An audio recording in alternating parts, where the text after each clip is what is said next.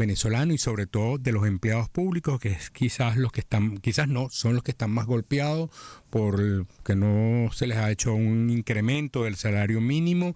A todos se ha ido resolviendo a través de las bonificaciones. En este momento, del ingreso que recibe un trabajador público, ¿qué porcentaje es bonificación y qué porcentaje es salario? Y con esa pregunta quiero comenzar con Antonio Suárez, presidente de FEDUNET. Bienvenido, Antonio, estás con ¿Cómo Ginette estás, Antonio? y conmigo. Hola Andrés, Ginette, ¿cómo están ustedes y todo el equipo de 2 más 2? Mira, el ingreso que percibo en promedio, tú mismo como trabajador público, ¿qué porcentaje es bonificación y qué porcentaje es salario? Bueno, varía, pero lo que te puedo decir es que no es comparable una cosa con la otra, ¿no? Porque el peso que tiene la bonificación, el llamado bono de guerra y cesta ticket, que está calculado en dólares, ¿verdad? El dólar del día, no se puede comparar jamás con el salario, que se ha quedado anclado en unas escalas, porque depende de donde estés ubicado, pues depende si eres profesional, si eres personal administrativo o si eres técnico superior. Eso opera en todas las escalas.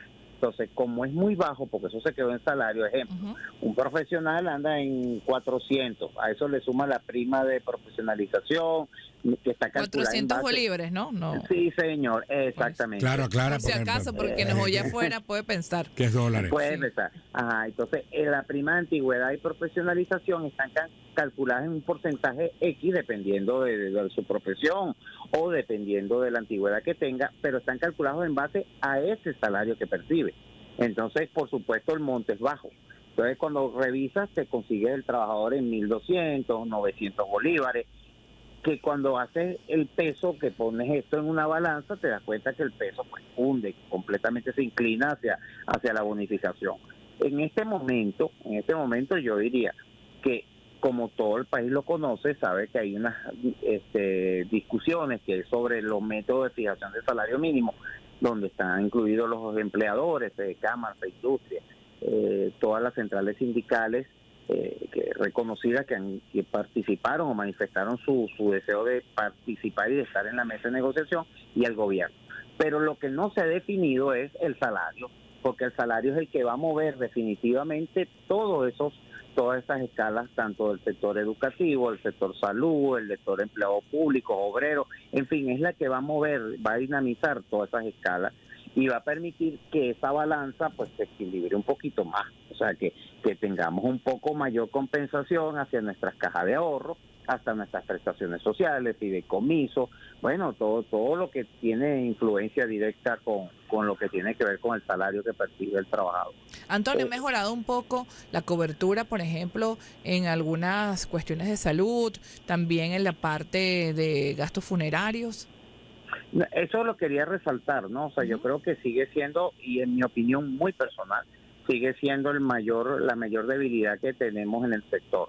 ¿Por qué? Porque de venir años atrás, de tener un servicio de salud bastante, o sea, aun cuando no era perfecto, ¿verdad? Era nuestro propio sistema, vamos a llamarlo, era nuestro sistema de salud, el que teníamos los servidores públicos, pues llamados HCM, otros eran fondos administrados, otros eran pagos directos, pero en fin, teníamos el sistema. Hoy día, cada vez que se agudiza la crisis por alguna razón exógena, por alguna razón que tenga que ver con el mundo, vemos cómo nuestro sistema de salud en lo interno se ve afectado. ¿Por qué? Porque no tenemos una contratación, digamos, directa en esta materia. Son pocos los organismos, ¿no? O sea, que tienen contrataciones de compañías de seguro o tienen fondos administrados que estén funcionando o que estén actualizando permanentemente sus coberturas, que es un tema importante. Entonces, por un lado va la medicina privada, ¿no? Los prestadores de salud, y por otra van estas pólizas o estos fondos de salud que tenemos en el sector, que varían muchísimo, de organismo a organismo varían muchísimo, pero que es hora de que nos sentemos, pues, y lo hemos dicho, y yo creo que ustedes han sido testigos de eso, que hemos reiteradamente hemos dicho que es necesario sentarse a diseñar un sistema de salud al sector público, que es el mayormente afectado con esta crisis salarial. Recordemos que estamos conversando con Antonio Suárez, presidente de la Federación Nacional de Empleados Públicos, FEDUNET. Antonio, esta pregunta te la hemos hecho, pero te la volvemos a hacer porque sigue siendo una insistencia del sector empresarial, de Fedecámaras, en el sentido de que es necesario una revisión de la Ley Orgánica del Trabajo del año 2012, tomando en cuenta pues la incidencia que tiene la retroactividad de las prestaciones sociales. En este contexto actual, digamos, más allá de las posiciones que se tengan con respecto a si se revisa o no las prestaciones, ¿consideran que es necesario una modificación de la Ley Orgánica del Trabajo? O que por lo menos las partes se reúnan y poder ir más allá de lo que ha sido este diálogo tripartita en el marco de la misión de la OIT. O sea, apartando los dogmas, ¿no? De parte y parte. Totalmente, ¿no? O sea, eso es importante. Sí, es que como que es un criterio. Perdón que hago un inciso. Me ha gustado muchísimo una cita que he visto de una entrevista del Papa Francisco en contra de ser dogmático. Creo que eso es importantísimo para cualquier aspecto de la vida, tratar de quitar los dogmas para poder avanzar en acuerdos o en consenso.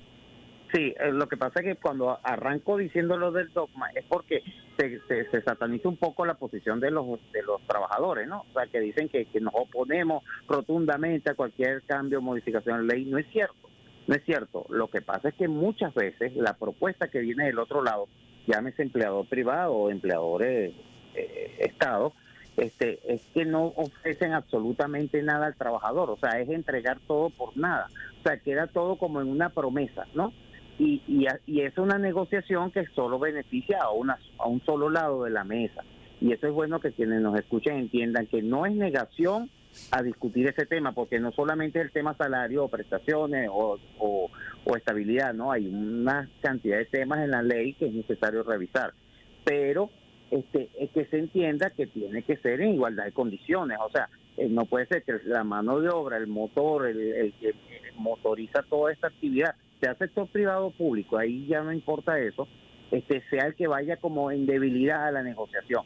No debería ser ni que vaya en posición de supremacía, pero que tampoco vaya con una debilidad manifiesta, porque entonces va donde tiene que ceder todo porque no hay nada en la mesa, sino no. Y ya esa experiencia como la tenemos, yo creo que es necesario buscar lo que tanto, un término que no me gusta mucho usar, pero que bueno, es necesario usarlo en este momento, que es ganar, o sea, que cada una de las partes sienta que esa modificación va a llevar algo positivo al país, a la economía nacional, a los empresarios, a los emprendedores, a todos los sectores, incluidos los trabajadores. Ahora, finalmente, un minuto que nos queda, Antonio. El 1 de mayo se ha hablado de marchas en todo el país. ¿Qué van a hacer ustedes que siempre a veces tienen reuniones, tienen algún tipo de almuerzo? Sí, bueno, todavía no se ha definido, porque parece que son conversaciones, ahora son muchos grupos que se reúnen, centrales, asociaciones que discuten este tema y todavía no hay certeza, ¿no? 100% se anunciará en los próximos días, porque siempre generalmente hemos acompañado a la central. Lo que sí que muchos sindicatos, hay un poco de anarquía en este aspecto, porque hay sindicatos que son afiliados a una organización como así la nuestra, y unos marchan con la central, otros marchan con nosotros, o unos participan o hacen actividades incluso propias, pues, o sea, como lo has dicho, hacen reuniones con su personal un día antes, incluso hasta el mismo día. Sí. Entonces, eso lo tenemos previsto y por supuesto acompañaremos la decisión que adopte cada organización, porque el fondo de este asunto es que ese día se respete, se conmemore como debe ser. Bueno, muchísimas gracias. Era Antonio Suárez, presidente de la Federación Nacional de Empleados Públicos, FEDEUNET. Vamos con publicidad. Así es, amigos.